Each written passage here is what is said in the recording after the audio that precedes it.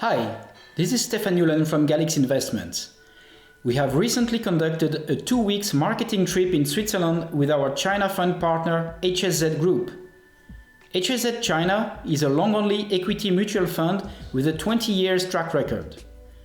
The fund invests selectively in the 20 to 25 best-in-class Chinese entrepreneurial stocks and has an annualized track record of 10% per annum.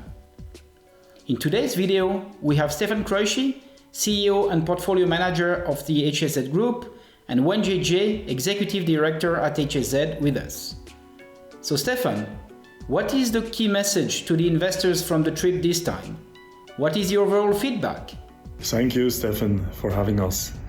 We have just come back from a 2 weeks marketing trip in Switzerland. Compared to 1 year ago, we have seen increased interest among Swiss investors for Chinese equities.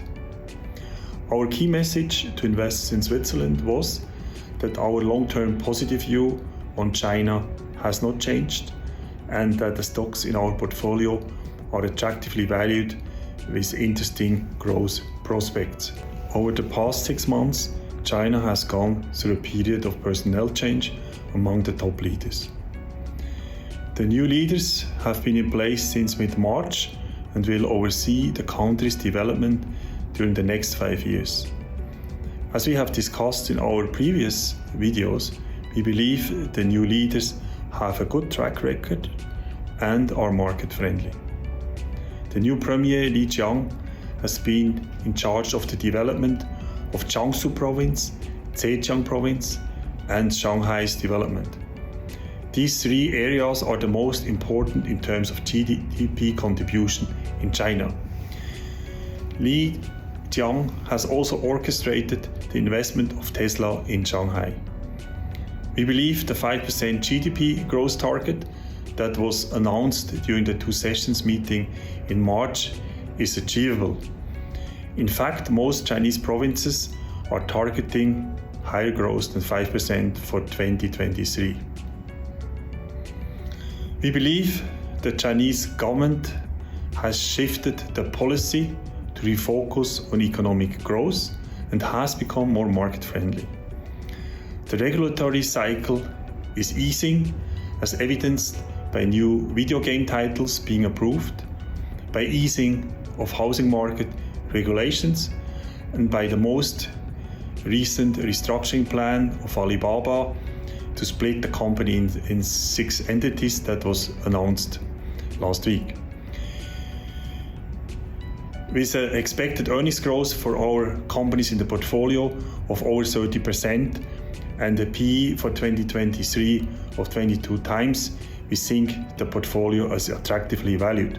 Moreover, the return on equities on aggregate of our portfolio is over 20%.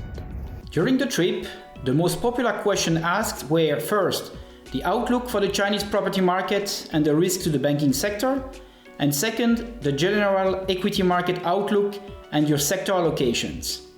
So Wenjie, can you talk about the property market and the risk to the Chinese banking sector? Sure. On the property market, we believe the worst has passed. The monthly property constructions and sales are improving, and property price is stabilizing. While we do not expect property sector to drive China's GDP growth in the long term, the sector will get stabilized. For many experienced investors who know the collapse of Japanese property market in the 1990s, they were positively surprised when we compare the difference in the regulator's approach. Compared to the Japanese government, which instructed the banks to reduce the lending in the early 90s, the Chinese regulators are taking more accommodative approach.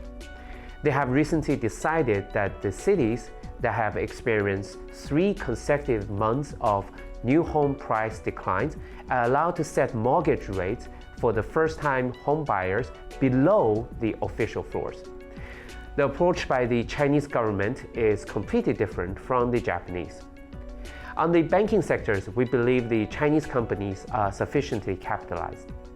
Okay, Stefan, what is your market outlook and which sectors are you most positive about?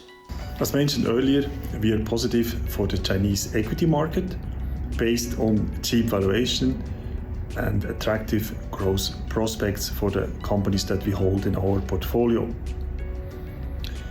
We believe that the mood for Chinese equities will become even more positive once international investors will have had a chance to visit China again.